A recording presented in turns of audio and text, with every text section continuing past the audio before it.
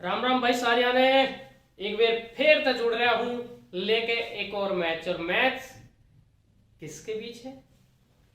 MI और UP के बीच है भाई। तो एमआई 2 मैच दोनों जीते और छक्के मार के जीते लास्ट बॉल पे, जब उनको कम रन चाहिए थे, एमएस धोनी स्टाइल में, है ना। तो ये क्या है, मुंबई इंडियंस है या महेंद्र इंडियंस है मुझे नहीं पता। और यूपी, नाम में यूपी है लेकिन ऐसे जा रहे हैं। क्यों जा रहे हैं उन कारणों की समीक्षा करेंगे और वहीं से हमारी फैंटेसी टीम का क्या निकलेगा, फॉर्मूला भी निकलेगा। थोड़ी पिच की बात भी करेंगे, पिच में क्या कुछ चीजें नोट करने वाली हैं, अभी तक जो मैचेस हुए हैं उन पे क्या करिश्मा हुआ है उसकी भी चर्चा होगी। और भी बातें बहुत सारी हैं करने को। आपको क्या करना है, आपको दिल थाम के बैठना है और वीडियो लास्ट तक देनी है, देखनी है और प्यार देना, ठीक है। प्यार का मतलब आप समझते हैं, मैं मुंह से नहीं बताऊंगा। खैर, सबसे पहले बात करते हैं पिच की। तो भाई क्या हो रहा है, मैंने कल जो वीडियो बनाई थी उसमें आपको स्टैट दिया था कि स्पिनर्स हावी हैं। कल वाला मैच मैं छोड़ दूं जो, तो 38 में से 14 विकेट मिले थे स्पिनर्स को, 23 मिले थे स्पिनर्स को और 14 मिले थे पेसर्स को, ये कहानी थी। लेकिन कल कहानी थोड़ी बदली क्योंकि मार्जन कैप ने जो पहला स्पेल डाला वो कुछ औसम ही था।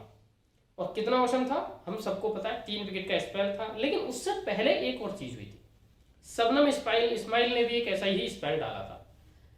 तो उससे जो मुझे लगा वो ये लग रहा है, और लास्ट में आपने दोनों मैच में एक कॉमन बात तो नोटिस करी होगी कि डेथ ओवर्स में मिले स्पिनर्स को विकेट और पावर प्ले में मिले पेसर्स को विकेट। तो इनिशियली जो टीम पहले बॉलिंग कर रही है उनके पेसर्स को मदद है बेंगलोर में, और ऐसी होती थी। जब मैं पहले या दूसरे मैच की वीडियो कर रहा था मैंने ये बात बोली थी कि हम जब आईपीएल देखते हैं तो वहां पे सिराज को इनिशियल मूवमेंट मिलता है, कोई और गेंदबाज होता है उसको इनिशियल मूवमेंट मिल जाता है। तो यार ये इनिशियल मूवमेंट जो मिल रहा है वो WPL में क्यों नहीं मिल रहा है? लेकिन मिलने लग गया, पिछले 2 मैच से तो मिल रहा है लगातार, और हम बहुत अच्छे से वो चीज देख रहे हैं। अब उन दोनों टीमों की अपनी अलग समस्याएं थी। यहाँ की बात करें तो अब इस टीम में भी देखोगे इन दोनों में, तो वहां भी इनिशियल मूवमेंट का फायदा उठाने वाले और डेथ ओवर में स्पिन डालने वाले गेंदबाज भरपूर हैं। अब कहानी क्या है, कहानी ये है कि यूपी के पास तो कुछ है ही नहीं।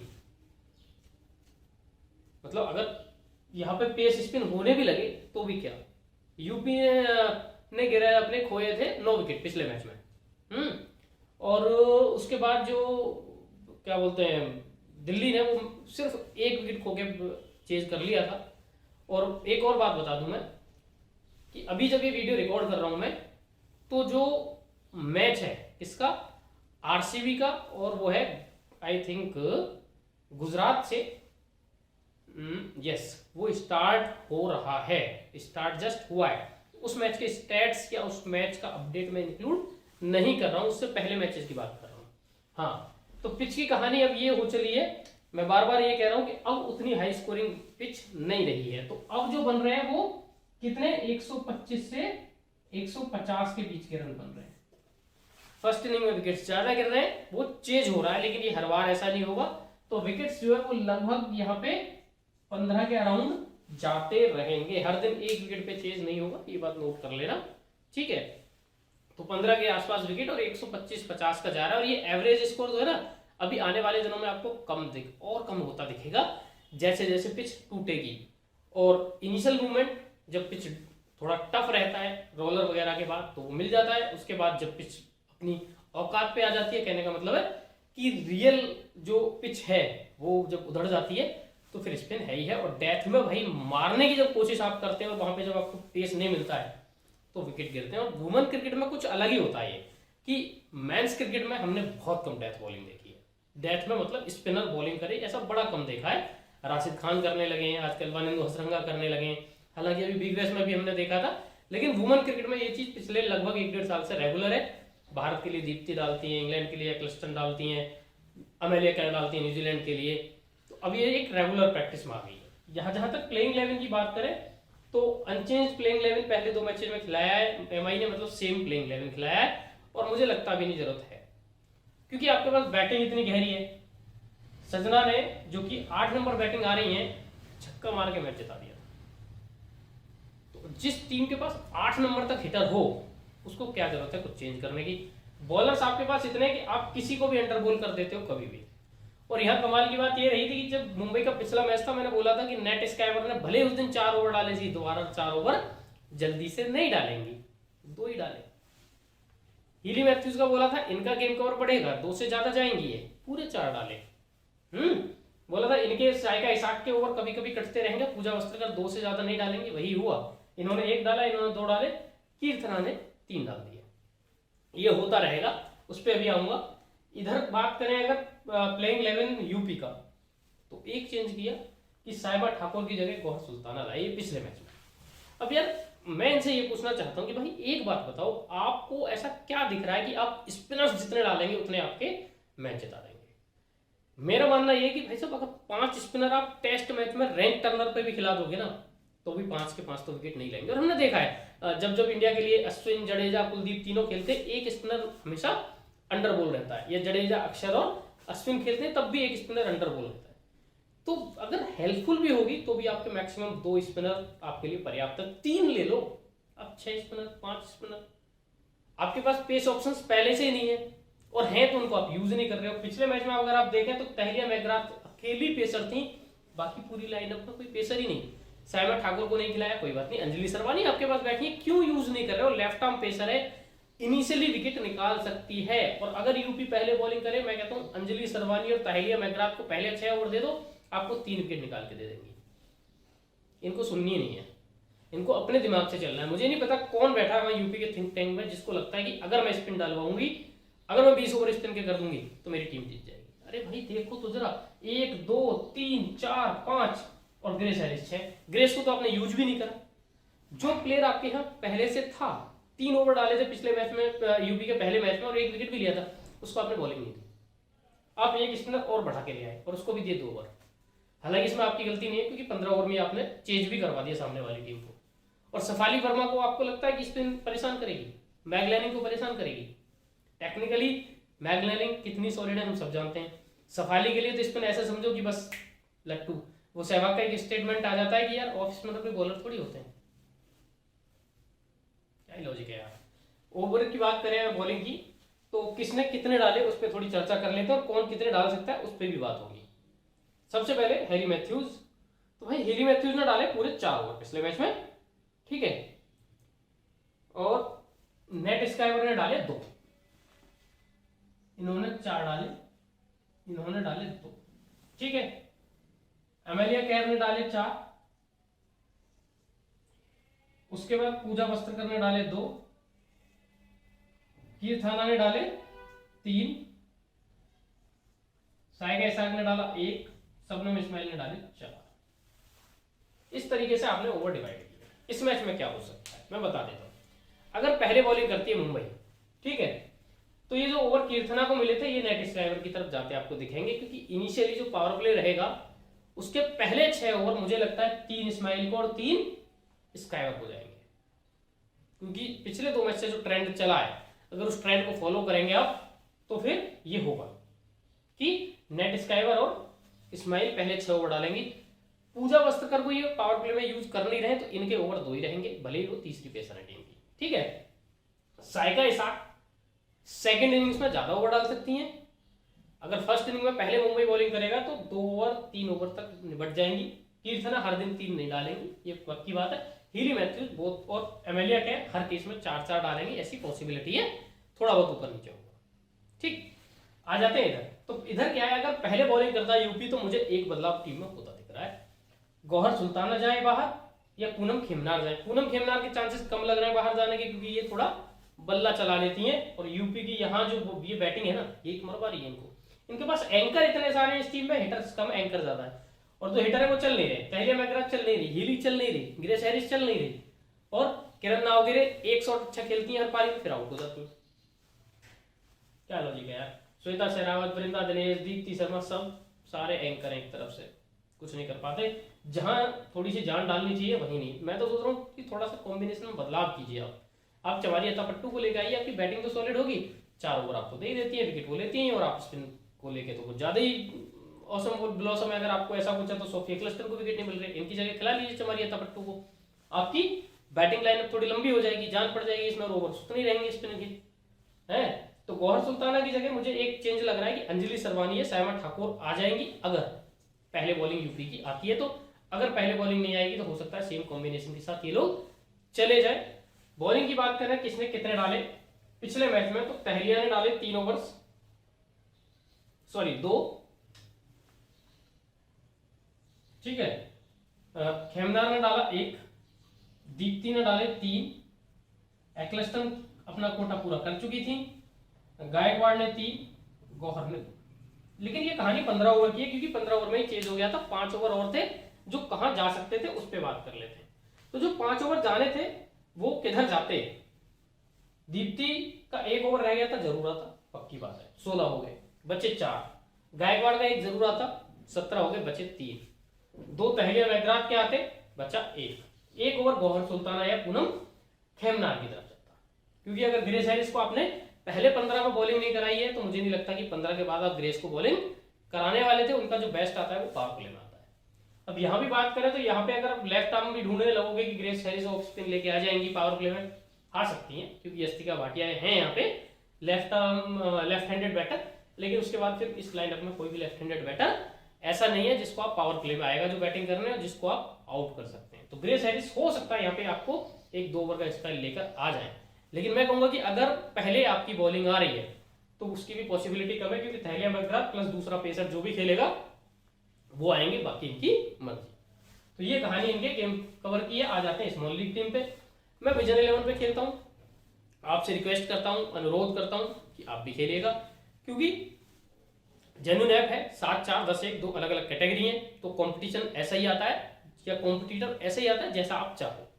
उसके अलावा टेलीग्राम पे भी जरूर जुड़ जाइएगा, क्योंकि फाइनल अपडेट इसका पीएसएल चल रहा है, प्रो कबड्डी चल रहा है। इनफैक्ट पीएसएल में तो अभी कुछ दिन पहले हमने ग्रैंड लीग जीती, 1 रैंक थी। प्रो कबड्डी में 398 रैंक अभी हमारी कल ही आई है ना। तो ग्रैंड लीग वहां पे जीत रहे हैं हम, और उसकी टीम कहाँ आ रही है, वो टेलीग्राम पे आ रही है, तो उसके लिए टेलीग्राम पे जुड़ना जरूरी है।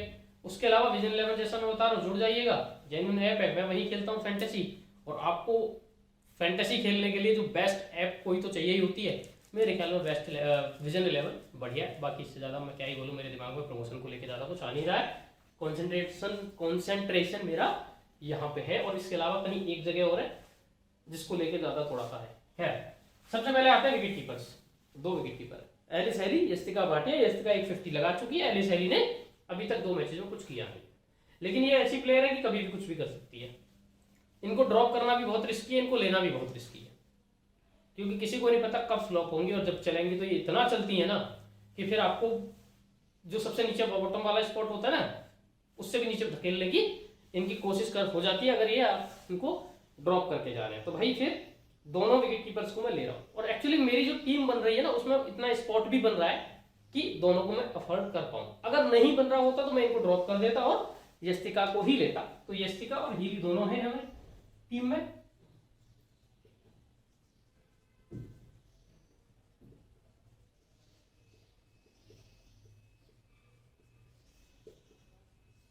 अब आ जाते हैं बैटर्स पे। बैटर्स आपको देखो यहां से इस पूरी लाइनअप में जो बैटिंग कैटेगरी में लिस्टेड है उनमें सिर्फ हरमनप्रीत कौर ऐसी है जो आपको जिनकी जरूरत पड़ सकती है या जो लेना चाहिए। तो कौर साहब को हम ले लेते हैं। इधर पूरी बैटिंग लाइनअप में वृंदा दिनेश है, श्वेता शेरावत है, ग्रेस हैरिस है, किरण नाओगे है।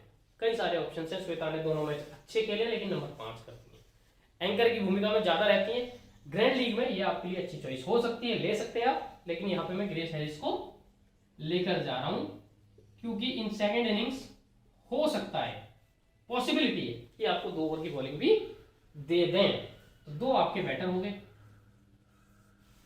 अब आते हैं ऑलराउंडर्स पे। ऑलराउंडर्स आप जो 3 ऑलराउंडर इनके टॉप 5 के, इनको तो आप ड्रॉप कर ही नहीं सकते, जरूर लेंगे भाई। मैथ्यूज भी आपको जरूर चाहिए,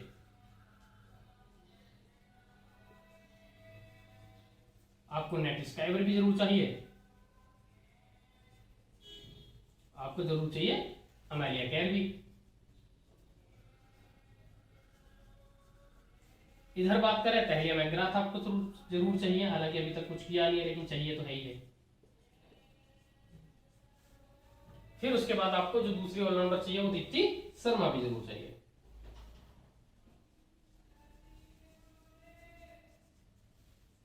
ये आपके 5 ऑलराउंडर्स हो गए, 5 2 7 2 9 हो गए, 2 बॉलर्स आपके बचे।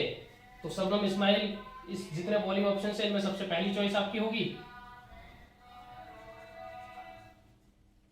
उसके बाद दूसरी चॉइस सोफी एक्लेस्टन की आ जाएगी।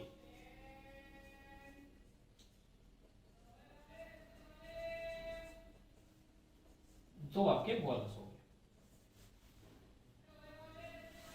ये आपकी फैंटेसी टीम होगी। अब देखो फैंटेसी टीम में एक आध परिवर्तन होता है आपके आपके ओपोनेंट में वुमेन क्रिकेट में। ऑलराउंडर्स बहुत सारे होते हैं तो कैप्टन और वाइस कैप्टन का चुनना जो है वो बड़ा इंपॉर्टेंट हो जाता है। अब एक कहानी है, अगर तो करती है मुंबई पहले बॉलिंग तो चीजें बढ़िया सा। क्यों? अगर मुंबई पहले बॉलिंग करती है तो नेट स्काइवर आपकी कैप्टन होनी चाहिए, क्योंकि पावर प्ले में 3 डालेंगी और विकेट भी जरूर ले लेंगी, ये भी मुझे पूरा भरोसा है इस लाइनअप को देखते हुए। और 3 नंबर फिर बैटिंग भी करेंगी चेज में, तो वहां भी पूरा पूरा मौका है। और वाइस कैप्टन होनी चाहिए फिर आपकी अमेलिया कैर, क्योंकि ये आ जाएंगी डेथ में बॉलिंग करने और ये वहां पे चटका डालेंगी। तो पिछले 2-3 मैचेस के टेम्पलेट के हिसाब से अगर मुंबई पहले बॉलिंग करता है तो आपका विनिंग कॉम्बिनेशन अभी तैयार है, मैं बता। लेकिन अगर करता है यूपी पहले बॉलिंग तो हालात थोड़े बदलेंगे। यूपी पहले बॉलिंग करने के केस में आप तहलिया मैकग्राथ को कैप्टन या वाइस कैप्टनसी के लिए ट्रस्ट कर सकते हो, ठीक है। और फिर क्या करें आप कि कैप्टन बनाए तहलिया को या वाइस कैप्टन तहलिया को बना लें, नेट स्काइवर को कैप्टन रहने दें, या फिर इनको कैप्टन बना के इनको वाइस कैप्टन बनाए। मतलब अगर यूपी पहले बॉलिंग करता है ना तो तहलिया और स्काइवर के कॉम्बिनेशन के साथ जाइए कैप्टनसी वाइस कैप्टनसी में, और अगर मुंबई पहले बॉलिंग करता है तो स्काइवर और केयर के कॉम्बिनेशन के साथ जाइए कैप्टनसी वाइस कैप्टनसी, ठीक है। ये आपको थोड़ा समझने वाली बात है, उसी हिसाब से कॉम्बो बना लेना और नोट्स बना के कहीं रख लेना कि अगर मुंबई पहले बॉलिंग करेगा तो ये करना है और यूपी पहले बॉलिंग करेगा तो ये करना है। आती है ग्रैंड लीग की। अब देखो ग्रैंड लीग टीम की मैं ईमानदारी से बताऊं ना तो ये जितने सारे ऑप्शंस हैं इनमें से एक भी ऑप्शन ऐसा नहीं है जिसको मैं बदलाव करना चाहूं या हटा के लेना चाहूं।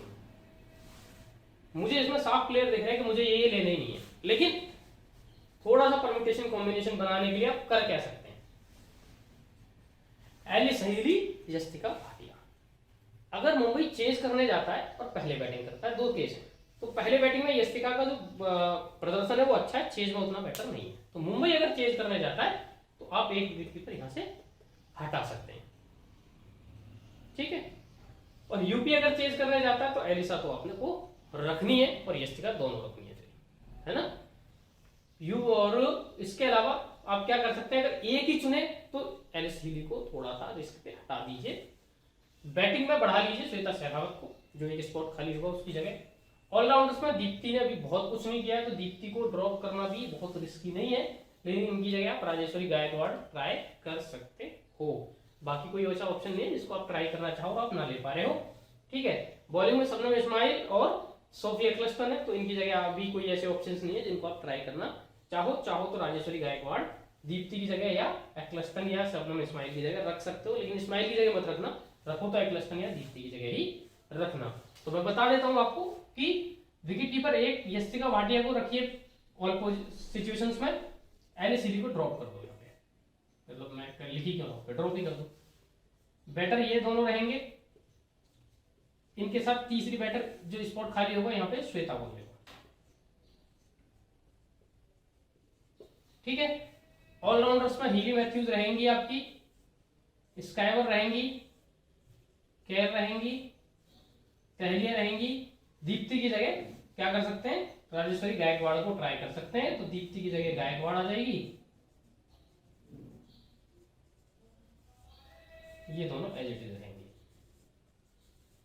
कैप्टन वाइस कैप्टन आप उसी परम्यूटेशन कॉम्बिनेशन के साथ चलिए जो मैंने बोला है। हाँ क्या कर सकते हैं, जैसे यहाँ पे एमेलिया केयर को हमने लिया था पहले बॉलिंग के केस में, बॉलिंग तो डेथ में हीली मैथ्यूज ने भी डाली थी, तो फिर आप हीली मैथ्यूज को भी ट्राई कर सकते हैं डेथ में। क्यों, उसके पीछे एक कारण भी है कि यहाँ पे बैटिंग आते आते थोड़े लेफ्ट हैंडर्स आ जाएंगे, किरण नावगेरे हैं, दीप्ति शर्मा है ना, तो हो सकता है कि केयर से ज्यादा हीली मैथ्यूज को डेथ में विकेट मिल जाए, इसलिए हीली मैथ्यूज को भी आप कैप्टन ट्राई कर सकते हो ग्रैंड लीग में, स्मॉल लीग में, ठीक है।